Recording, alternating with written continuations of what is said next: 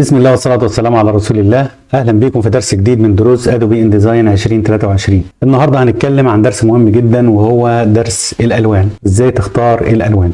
الألوان في الإنديزاين بتيجي من كذا مكان، منهم هنا على الشمال، تيجي من هنا. برضه احنا لو جينا وخدنا مثلا ريكتانجل زي ده بتظهر هنا في الخصائص أو في البروبرتيز في قائمة أبيرنس. الجزء بتاع ابيرنس ده بيبان الالوان معانا، الفيل والستروك. لو ضغطنا هنا كده هيجي لك السواتشز وهيجي لك الكالر وهيجي لك الجريدينت. فانت من اي مكان بتقدر ان انت تختار الالوان. وحتى برضو احنا لو جينا هنا من قائمه ويندو وضغطنا على كنترول هتبص تلاقي هنا برضو تقدر تختار الالوان. وطالما انت معاك قائمه بروبرتيز متهيالي قائمه الكنترول دي مش لها لازمه، فاحنا بنخفيها كده عشان توسع معانا مساحه العمل. وطبعا انت لو جيت هنا هتلاقي السويتشز والكالر والجريدينت، ممكن برضو ان انت تجيبهم من هنا من قائمه ويندو. هتخش على كالر هتلاقي الثلاثه هنا موجودين، كالر جريدينت سويتشز. ممكن تختار كده تطلع لك السويتشز لوحدها هنا، وتختار الجريدينت وتختار الكالر. تمام، بتقدر من دول ان انت تشتغل برضو عليهم مفيش اي مشكله. لكن طالما انت عندك قائمه البروبرتيز تقدر ان انت تتعامل مع الالوان من خلال الجزء بتاع ابيرنس. طيب تمام، اول ما بتختار بتجيب لك اللون اللي موجود فوق هنا. في حاجه اسمها فيل وحاجه اسمها ستروك. هنا برضو اللي فوق ده فيل واللي تحت ده ستروك. لو حبيت تبدل بين الفيل والستروك تضغط هنا كده ضغطه، يبدا اللون الاسود يجي لك هنا في الستروك. عايز تزود اللون عشان تشوف من هنا كده تبدا تشوف اللون بتاعك بتاع الستروك. تبدل ترجع الفيل الداخلي، اللون الداخلي، والستروك هو الاطار الخارجي. ودايما تتاكد ان الفيل فوق او تحت او الستروك فوق او تحت، وانت رايح تغير لون للستروك او تغير لون للفيل. فاحنا هنا لو ضغطنا كده بيجينا الفيل فوق، لو ضغطنا كده بيجينا الستروك فوق. حبينا نبدل زي ما قلنا قبل كده من هنا كده تبدا ان انت تبدل. نيجي بقى نتعامل مع الالوان. هنخش على الفيل الاول.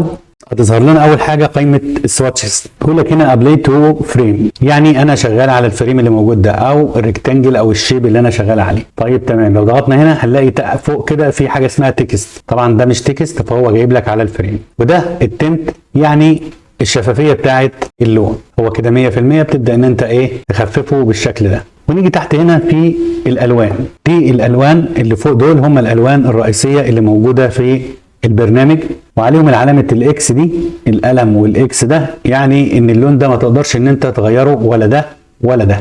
الثلاث الوان دول الوان رئيسيه في البرنامج ما تقدرش ان انت تحذفهم. حتى هنا العلامه بتاعه الحذف هتلاقيها ان هي مش متنشطه. لو جيت على اي لون تاني تقدر ان انت تحذفه، لكن لو جيت على نون او جيت على بلاك او ريجستريشن هتلاقي ان العلامه هنا والعلامه هنا ان انت تزود لون او تنقص لون، تشيل لون خالص من البرنامج مش هتعرف تشيلهم. لكن بالنسبه هنا للالوان دي تقدر ان انت تعمل لهم حذف، تعمل لهم اضافه، تعمل اي حاجه. طيب تمام، اول حاجه عندنا هنا هي نون، يعني مفيش لون. تمام، لو جينا وسحبنا هنا كده، طبعا القائمه دي اول ما انت تضغط هنا كده بتتشال معاك. لو جينا هنا كده وخدنا اللون مش هنلاقي لون. ليه؟ لان احنا هنا عملنا نون. نيجي للون اللي بعده اللي هو ريجستريشن. هو البلاك، لكن بيكون فيه الاسود اكتر، او درجه الاسود بتكون اغمق من درجه البلاك، بيكون بلاك بزياده شويه. ده بكل بساطه يعني. نيجي لثالث حاجه،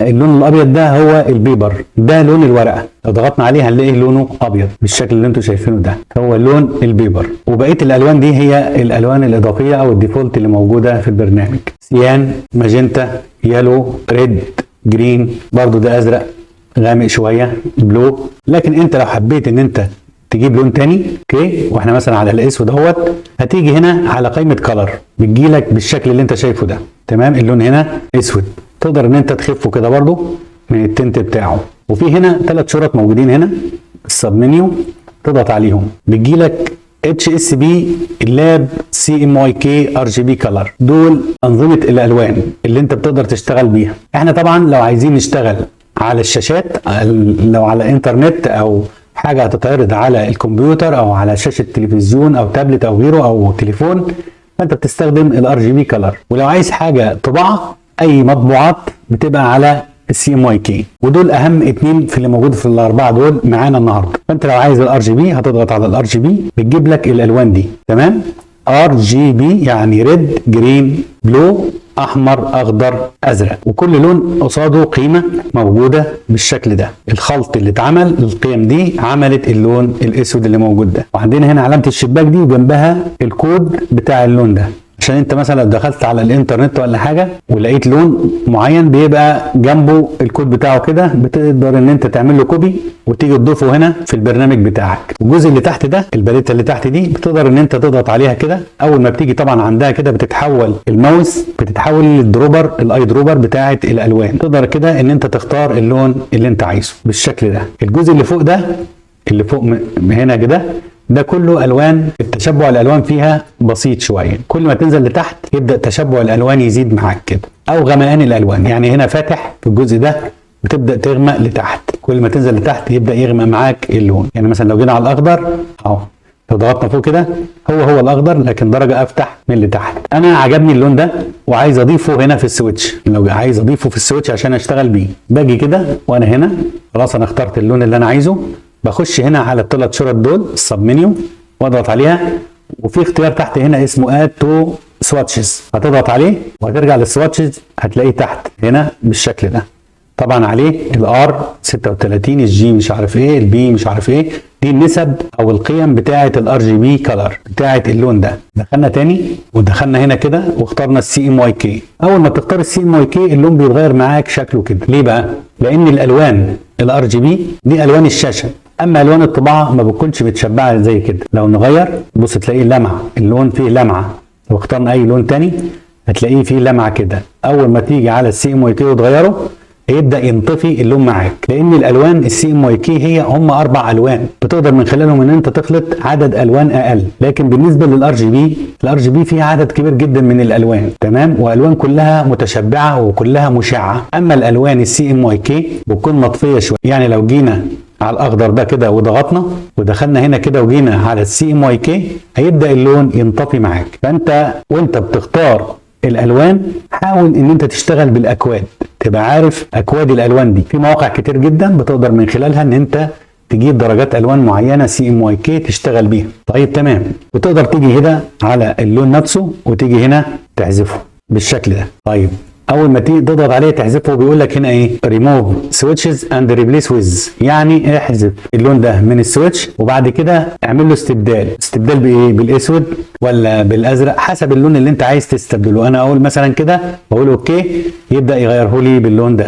تمام، جيت احذف ده هيقول لي نفس الحكايه. لو انت مش عايز تشيله خالص من السويتش هتيجي كده وتضغط وتقول له ان نيم سويتشز، تقول اوكي، يبقى انت حذفته من السويتش وما غيرتش لونه. انا لو عايز اغير اسم اي لون، يعني مثلا انا جيت هنا على السويتش على الكلر هنا واخترت لون معين بالشكل ده كده وليكن ده، وعايز اللون ده احطه في السويتش واسميه باسم تاني. بخش هنا على الثلاث شرط واجي تحت اد تو سويتشز، واخش هنا على السويتش واضغط ضغطتين على اللون نفسه واجي هنا بيطلع لي البانل ده سويتش اوبشنز، بيقول لي اسم اللون ده والقيم بتاعته سي ام واي كي بالقيم بتاعته، بيقول لي نيم ويز كلر فالو. لو شلنا كده بيجي لك سويتشز نيم بتسميه انت بمزاجك. لو انت عايز تعمله لعميل معين فبتكتب اسم العميل مثلا اس اي وهتعمل ده رقم 1 مثلا. انت عايز تستخدم كذا لون في التصميم بتاعك بتسميه بالشكل ده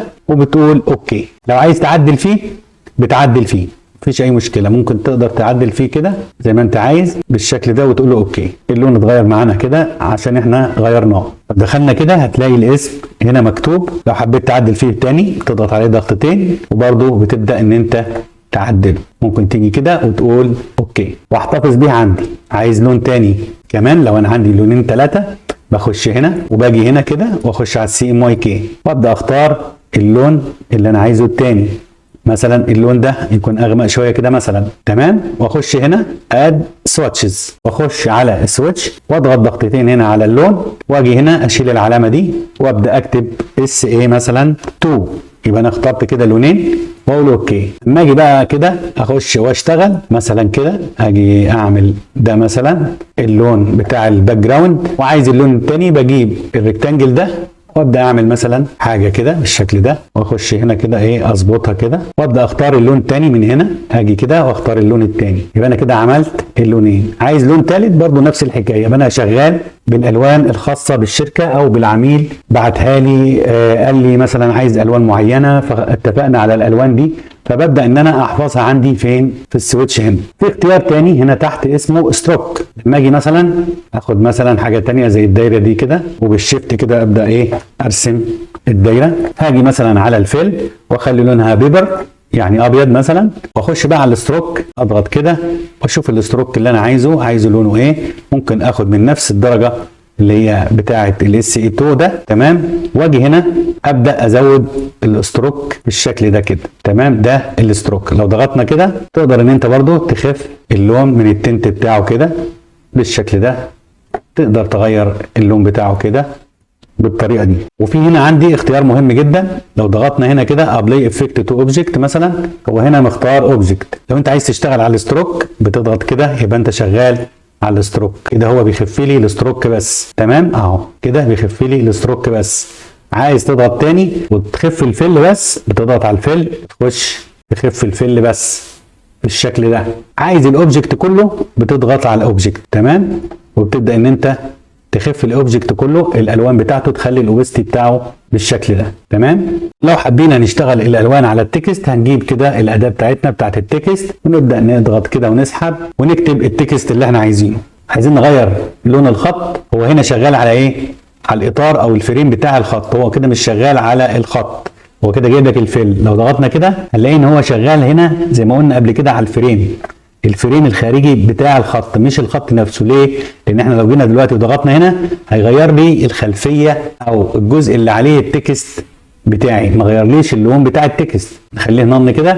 لكن انا لو جيت هنا وقلت له تكست وقلت له غير، هيبدا يغير لي اللون كده بتاع التكست. يبقى دي حاجه مهمه جدا، لما تيجي تختار هتلون ايه يبقى اعرف انت هتشتغل على ايه، هتشتغل على الفريم ولا هتشتغل على التكست.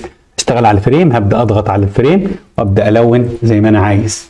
اوكي، هشتغل على التكست، هاجي على التكست وابدا الون زي ما انا عايز، تمام. او بالطريقه الثانيه ان انت هتجيب على الفريم اهوت وهتضغط عليه كده نن، وتخش كده بدون ما تيجي بقى هنا ايه على الفل ولا البتاع، هتيجي هنا على الاداه بتاعت التكست وتضغط كده تنشط، وتيجي هنا على الشمال هنا ضغطتين وتبدا ان انت تغير اللون اللي انت عايزه بالشكل ده كده. مثلا عايز اللون ده، عايز اللون ده، واقول اوكي، خلاص كده اللون اتغير معايا. لكن من الافضل والاسهل ان انت تضغط عليها كده على الفريم وتضغط هنا وتختار انت هتغير ايه. هغير التكست، هاجي كده وابدا ان انا اغير لونه بالشكل ده، تمام. غيرت انا اللون كده. طيب انا عايز اغير لون الاستروك، بضغط على الاستروك. على فكره برضو بيقول لي نفس الحكايه، تكست ولا فريم، او بتقول له تكست، تمام.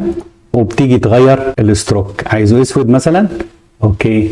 طيب انا عايز ازوده شويه، ببدا ازوده من هنا. يبقى انا كده عملت ستروك وغيرت لون الفل بتاع الكتابه بتاعتي بدون ان انا اضغط وانشط والكلام ده كله. وبكده يبقى الفيديو بتاعنا النهارده خلص، لكن ان شاء الله فيديوهاتنا لسه ما خلصتش. يا ريت تدعمونا باللايك والشير والسبسكرايب وتفعلوا الجرس على كل عشان يوصلكم كل الفيديوهات اللي جايه. وختاما، اللهم لا علم لنا الا ما علمتنا انك انت العليم الحكيم، والسلام عليكم ورحمه الله وبركاته.